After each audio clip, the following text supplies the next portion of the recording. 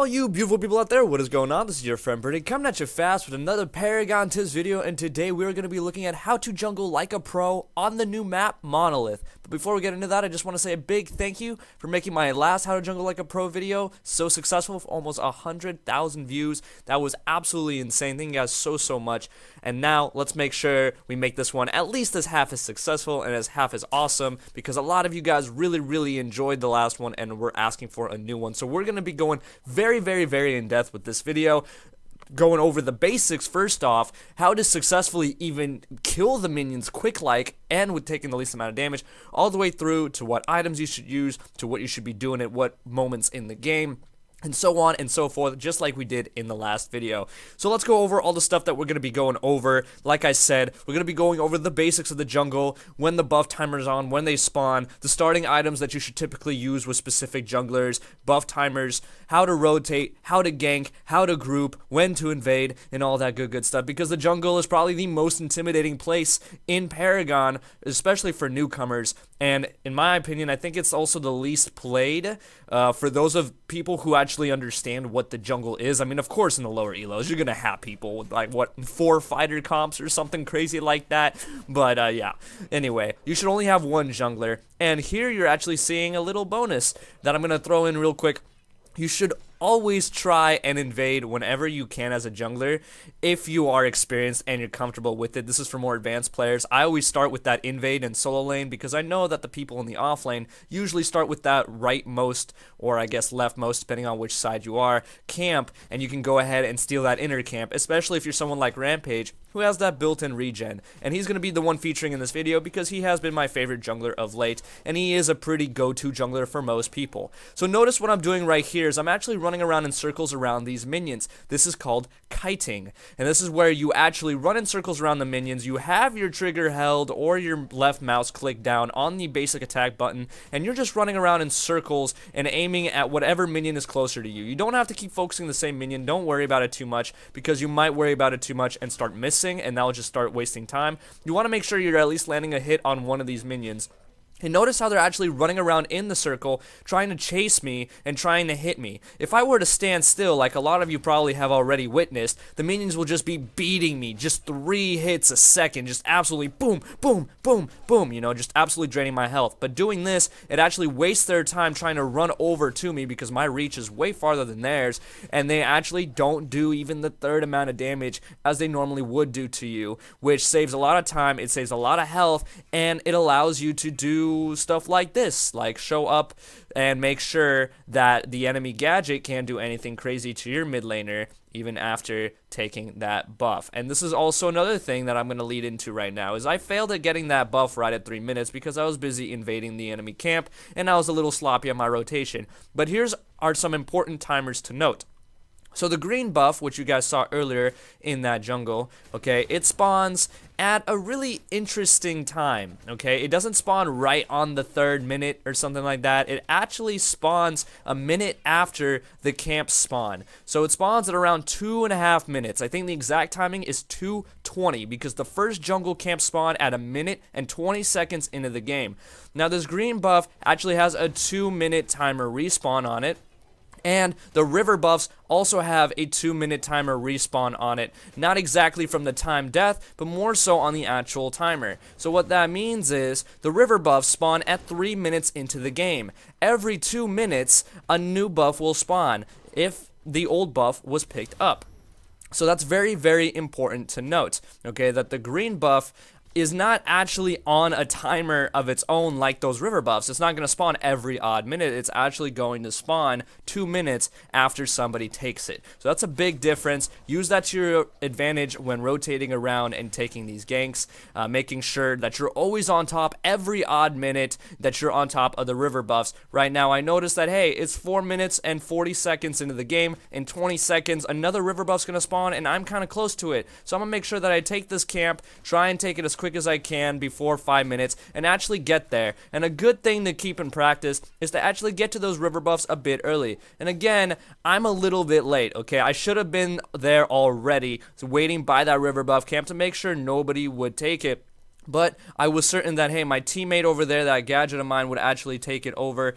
And I noticed that it's more important to rotate over to this right lane because my carry and support needs help. So I go over here, help kill that crunch, and Omain actually rotates over from mid as well, knowing that he needs to help. And we actually get those 2 kills. So sometimes the river buffs aren't the most important, but we do end up picking it up anyway. So one more thing about the specificity of the river buffs. There's different colors. There's purple, which is the stealth buff. This is the buff that the jungler should always pick up, okay? Unless there's a specific support like Steel, who can combo the ability to be hidden at any moment, at any place, at any time, with his mother truckin' ultimate, which is absolutely insane, one of the best ultimates in the game, then maybe the Steel should pick it up. But for the most part, the ganker, aka the jungler, should be picking up the stealth buff to be able to go into lane and easily stealth kill people, and you guys are going to see an example of this later. There are other buffs such as red, which usually you should leave for the casters because that increases ability damage, but if the caster can't get there, then what you can do as a jungler is you can steal the enemy's jungle buff,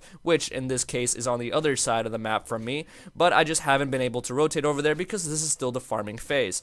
I wanted to draw out this gameplay right here to show you guys exactly what it's like to farm as a jungler, because a lot of people actually need to see this and see how it's actually done, but it's very easy once you see it, and it's very, very rinse and repeat. Going along with the rest of the river buffs, there's also the blue river buff, which gives you a speed boost. This is very nice for the jungler as well, because when you attack, you actually move slower per hit, so you want to make sure that you have that speed boost, which actually does not give you that effect because it cancels it out by giving you faster movement anyway, so it's easier for you to chase down targets. And there's also the black buff, which does bonus DOT, aka damage over time, when you hit an enemy. So per swipe, you do an extra 40 to 60 amounts of damage depending on the level. And here we go again. Now you see me going over here and about to apply pressure. Notice right at 7 minutes, I'm at the river buff, and I have the stealth buff that I was talking about. Now I'm going to signal to the mid laner, aka my gadget, and gonna tell him that, hey, I have the stealth buff, the enemy does not know I'm here, let's go ahead and gank this mofo. And a nice little quick tip with Rampage is that you can actually pick up the rock and stay invisible. So now I can throw this out, gank this mofo, do some damage, and hopefully try and get this tower, but I can't because the enemy responds very well, they rotate over, there's a lot of ultimates thrown out, and I can't really do it, so I pop my ultimate as Rampage and run away. But the stealth buff, if utilized correctly, can lead to some very, very easy and crucial early game ganks. Now, let's talk about a little bit about the starting items and how and when to gank with a few examples as well. So if you notice that I actually started with a key, if you notice at the bottom left. After I get 6 points, which usually you want to try and get 6 points, that's the best case scenario. You might only be able to get 3 though off the start. So you want to fully upgrade your key typically because that will give you a full upgrade bonus, and you want to go into a ward next like I did there. Now, quick thing about the keys, as I call them from Legacy, now they're called size and siphons. I want to point this out real quick. If you are jungling with a hero like Rampage or Chimera that has built-in regeneration, I would go with the scythe. Scythes give you plus 15 bonus damage per hit on jungle minions. This will help you clear minion camps way quicker, okay? And it will actually give you more damage per hit, which again could also lead to quicker rotations when you kill those minions quicker. And this is nice because you don't really need a siphon, which gives you plus 8 health back per hit, because you already have built-in regeneration, like I said, with Rampage or with Chimera and his stacks. So if you're playing jungle with someone like Crunch, for example, or Feng Mao, you want to make sure that you put on a siphon instead of a scythe to give you back some sustainability while you're trying to go ahead and get that health back and killing the jungle minions. Now, red buff spawns, and I'm kind of guarding it for my caster because casters do prefer the red buff over anybody else, but since I see that nobody's coming along and we're wasting time, I go ahead, take it, and try to go for another gank because I have these buffs with me. I signal to my caster, hey, my ultimate is ready, I'm about to gank mid, go ahead, start up, and I actually miss my rock. Oh my god, how do I do that? But still, because Rampage has a great ult, because I have that extra shield thanks to green buff,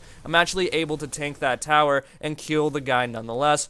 And that helps my teammates push onto this tower and actually take a little bit of damage and get some more CP per kill. It's nice to be able to gank because it's important to apply pressure and apply presence to make your enemies nervous so they act less confident, which can actually carry over throughout the entirety of the game and into team fights. So actually, in the first 10 minutes of unedited gameplay of this game, I've already showed you guys a lot of stuff that a jungler needs to do. Let's go ahead and actually show a couple more examples, especially in late game, to really cement these ideas in your head. But hopefully you guys have been able to catch on to a lot of the stuff I've been doing just simply by watching, because that is the second best way to learn besides playing. So let's go ahead and actually look at some gameplay and try and find some good team fights and invasions to really show off what a jungler can do. Now, some more specifics that I want to mention about ganking, since it is the jungler's main role, is that you usually want to do it after you have cleared the majority of your camps, at least on the safe side, which is the side closer to the safe lane or the side that has the green buff with it. Notice how I actually haven't even gone to the other side in the gameplay that I've shown here. I might have in the full uncut version, but not here, because you can actually usually leave that side for your offlaner, which in our case is Feng Mao, who can actually use that for extra camps when his lane is pushing.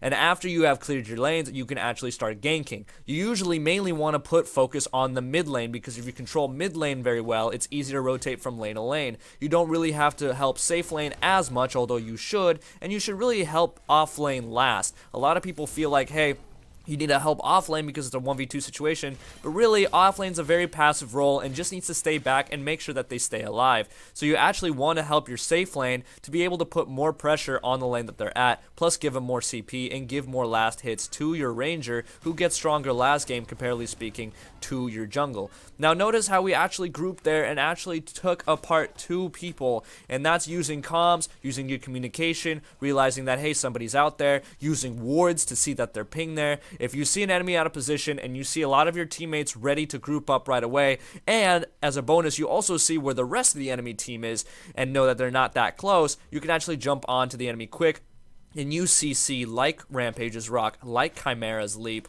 like Crunch's Slow or Knock Up, to make sure that the enemy can't really get away, and then have the rest of your team group up on there, and then go back to getting the river buffs and rinse and repeat. So remember, ganking mid lane is more important than anything else. Then gank the safe lane, and then gank off lane if they're really needed. Okay, I mean, if the ranger in off lane is really pushed up, then of course gank him. Okay, it's very easy, because it's also important to set the enemy ranger back a ton as well, not only helping your ranger out, because by lessening the effect of the enemy ranger, you're boosting the effect of your team in general, because that's less firepower for the other team in team fights in general, and it helps you be a very strong force. So when you have the chance, when you're comfortable, when you have a lot of health, when you have a good amount of mana, when your teammates are communicate with your teammates as well, and say, hey, I'm gonna gank this lane, let's go ahead, let's push up together. And if one of your teammates dies, don't just stay in the jungle the whole time. Go out and help your motherfucking teammates, yo. Push back the lane, or protect the tower if somebody's pushing out there. Don't be like, oh, I'm a jungler, I'm not supposed to go in lanes, I'm just supposed to stay in here with all the pretty flowers and shit. Like, no, go out and actually help them out in lane, and actually be useful with your teammates, because you're still a fifth person on the team. Okay, you can still hold back lanes. Just because you're not meant for it doesn't mean you can't do it, and people like Rampage can actually do it pretty well, still using their CC and using the stuns. So again, you guys saw me run past that Feng Mao. Usually you can leave that side of the jungle for your offlaner again to help everything become even, because you should be able to invade the enemy when you have the time, and after killing especially, because it's dangerous to invade the enemy when all of them are alive, because good enemies are going to be using wards, and they're going to know that you're in the jungle, and they're going to collapse on you. So make sure to prioritize your minions, of course, but if you're in a good position, if you have the time, if you don't need to rotate to push an objective or a tower, you can go ahead and steal a camp or two. But it is way more important to grab a tower than it is to get kills, so don't chase enemies that you don't need to, but you should kill enemies in order for it to be easier to get objectives. Objectives are always still your number one focus, not just jungle farm, no matter how much you want to be the best jungle farmer ever. So let's go ahead and see another example of a team fight in a final push, and see how we actually do it together as a team and how it all comes together in the end. So as a reminder, always be in control of one of the two river buffs. It will help the jungler a lot. Preferably steal the enemy's river buff and leave the other one for your mid laner, usually a caster. And then, of course, as a jungler, you're usually going to be a frontliner kind of hero, a fighter, a crunch, a chimera, a rampage, a fang, somebody who has a lot of health and or resistance and or some sort of sustainability. So you should be one of the first people into a fight, especially if you don't have any kind of tanky support, like a steal, for example. So like I just did right there to help my teammates take that inhibitor without Prime. I used my ult, I went in, I soaked up as much damage as I could, and I also tried to take the aggro and save my teammates with the peel that I have. Okay, as a jungler, you always want to focus their highest damage dealer, like the ranger, but you also want to try and support your teammates at the same time. Just find a good balance, because make sure to save your ranger also, because he is the biggest damage dealer. And if your caster goes out of their way, like a Gideon, to teleport into the middle of the fight using his ult, make sure to save your ults and all that kind of stuff, and the rocks to save that Gideon if he gets into trouble as well. So, again, the duties of a jungler in a fight are not only to deal a lot of damage, but they're also to protect your allies through things called peel. Now, it's not their primary, it's not their primary thing that they need to do like a support needs to do, but it is a secondary sort of function, especially if you're a tanky kind of jungler like Rampage or Sevarog, and use that crowd control, that CC, those stuns, those slows, those knockups, those knockbacks, to single out enemies just like that, pick them out, but also to save your teammates if they really need it. Now, I had really good teammates on my team in this game, and that's why I wanted to show off this gameplay, because this is how it should be, with good communication and good teamwork. Because at the end of the day, the jungler is a very important role that comes in the middle of a great team comp, and following these steps will help you get closer to becoming a pro jungler. So thank you guys so much for watching. Hopefully you enjoyed. Hopefully this was helpful. If it was, please drop a like, comment, subscribe, all that good stuff. I did put my legacy jungling video at the end of this video if you guys want to click on that right now to see how it used to be, just for shits and giggles. But anyway, my name's been Brittic. Thank you guys so much for watching, and as always, make sure you all have a wonderful day. Peace.